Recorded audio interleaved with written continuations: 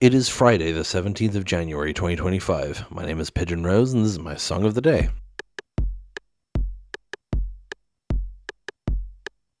Today, we're talking about the band The Airborne Toxic Event. These are one of those bands that my brother really liked back in the day, and then I got into them when I was older. I liked a few of the songs that he showed me, and then when I was older, I was like, oh yeah, I remember that band. And then I properly got into them. He'd be like, oh, you still listen to them?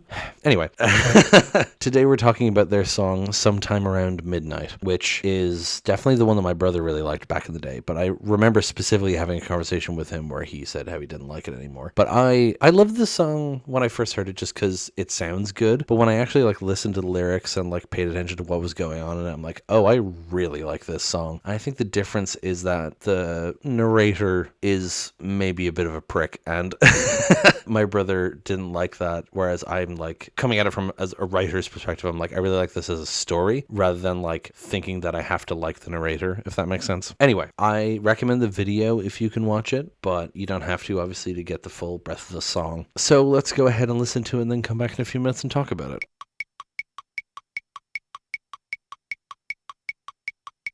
Man, I love that song. I tell you, there's nothing that'll make you understand this song better than literally listening to while walking under streetlights late at night. I don't drink much, so I don't have the specific experience he's talking about, but just oh man, it's a hell of a thing, this song. So, this song is about seeing your ex at a bar, and it fucks your night up, basically, because you miss them. And Michael Jolette, I don't actually know how to pronounce the name, said that it is based on a true story. It's based on a time that he saw. The quote is here, hold on. The band playing the melancholy music was a Silver Lake scene band called Le Switch. The bar was the now closed Safari Sam's, and the event marked the closure of Sea Level Records, a former East Side staple vinyl store. He also said in an AMA on Reddit, apparently, I feel like the best stuff comes from struggle. Songs, movies, I don't know, probably paintings. People don't want to know just your conclusions, they want to know how you suffered, and something about that is rejuvenating for us. I don't understand completely, and that is also how it was meant to be. So, I think we just dig into it. Something I love structurally about this song, first of all, how it builds over the course of the song. It's so good. I just always want to turn the volume up as I listen to the song,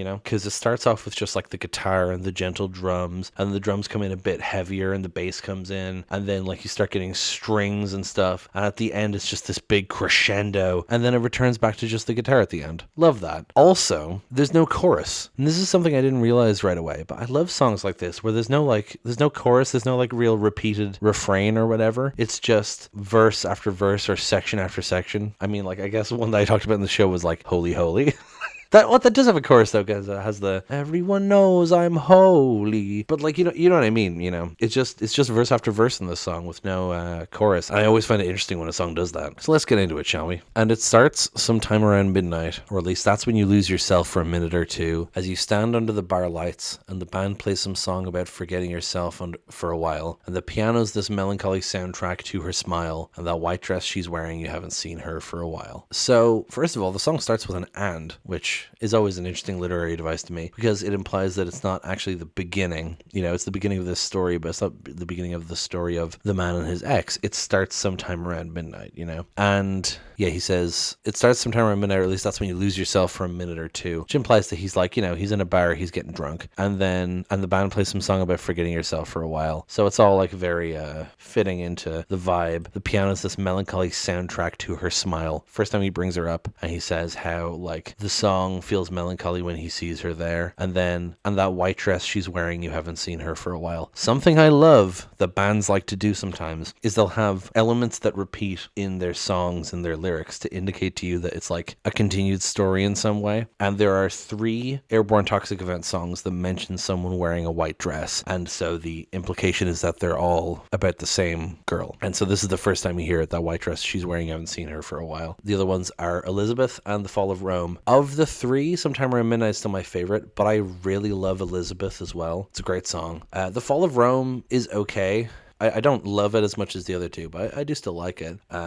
But anyway, but you know that she's watching, she's laughing, she's turning, she's holding her tonic like a crux. The room's suddenly spinning. She walks up and asks how you are, so you can smell her perfume, you can see her lying naked in your arms. I do enjoy, by the way, how this song is in second person, because it is about the singer's own experience, but he's like singing to himself, you know, in retrospect. You know that she's watching, she's laughing, she's turning, she's holding her tonic like a crux. You don't know that she's watching. He's thinking about her. You know, this is like his projection. The room's suddenly spinning. She walks up and asks how you are. And so, you know, she comes over and asks him how he is. So you can smell her perfume. You can see her lying naked in your arms. The way that it's phrased here makes it sound like he thinks it's deliberate, like she came over to trigger his memory. But the reality is she probably was just coming over to actually say hi, you know. And so there's a change in your emotions, and all these memories come rushing like feral waves to your mind of the curl of your bodies like two perfect circles entwined, and you feel hopeless and homeless and lost in the haze of the wine. I do like, by the way, how it goes, you know, and so there's a change in your emotions, and it feels like the song kind of like changes a bit, you know? So yeah, this immediately like sets him off, you know? All these memories come rushing like feral waves to your mind of the curl of your bodies like two perfect circles entwined. So he's immediately like flashing back to when they would sleep together, both, I mean, as a sexual memory, obviously, because he talks about lying naked in two perfect circles entwined, but also just like being with her, cuddling with her, like having her presence there, you know? And you feel hopeless and homeless and lost in the haze of the wine because he's getting drunker, you know? So that's not helping things. Then she leaves with someone you don't know, but she makes sure you saw her. She looks right at you and bolts. As she walks out the door, your blood boiling, your stomach in ropes. Oh, and your friends say, "What is it? You look like you've seen a ghost."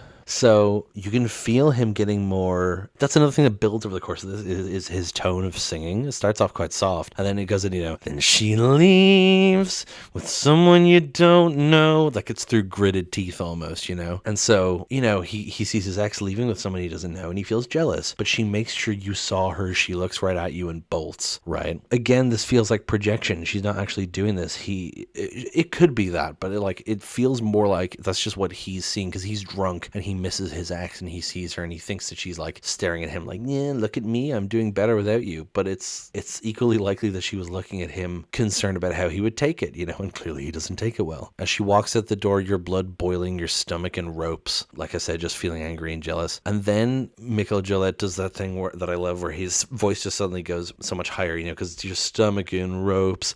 Oh, and your friends say, what is it? You look like you've seen a ghost. And you can really feel the pain in that. Oh, the delivery of that line kills me every time, you know. I want to point out, by the way, it's always funny when I go onto something and I find that I've already interacted with it in some way. Like I rediscover a YouTube video and find that I commented on it like 10 years ago. But on Genius here, on the she makes sure you saw her bit, someone annotated with another classic girl move. And I have already downvoted that comment. And then someone else replied to it, the classic girl move bit is pretty sexist, which I had upvoted. And someone else said his ex wants him to feel pain, which I downvoted. So that's fun. Glad that I left my mark on this Genius page whenever I did. Anyway, so it also says here, by the way, that he's with his friends. They say, what is it? You look like you've seen a ghost. Like he's having this internal struggle and they can see it, you know? And then he leaves, right? Then you walk under the street lights and you're too drunk to notice that everyone's staring at you. You just don't care what you look like. The world is falling around you. You just have to see her. You just have to see her. You just have to see her. You just have to see her. You just have to see her. You know that she'll break you in two. I love the ending of this song because, like, yeah, he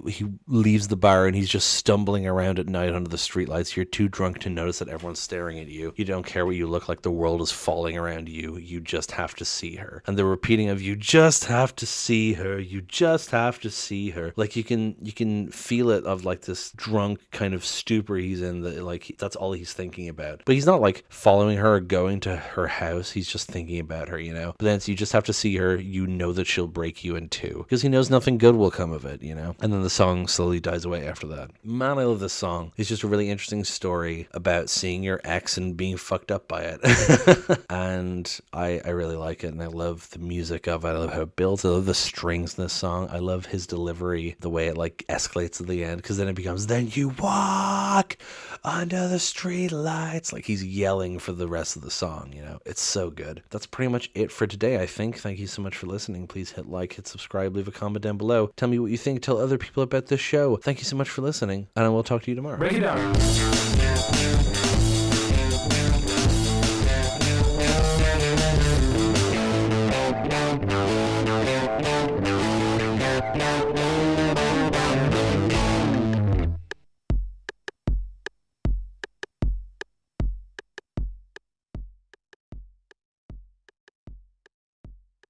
I'm just going to say also the singer and the main guy from the Airborne Toxic Band, Michael Gillette. I don't actually know if that's how you pronounce his name, but I don't really need to say that he grew up in a cult. That's not really relevant information. I guess to the outtakes now. Anyway,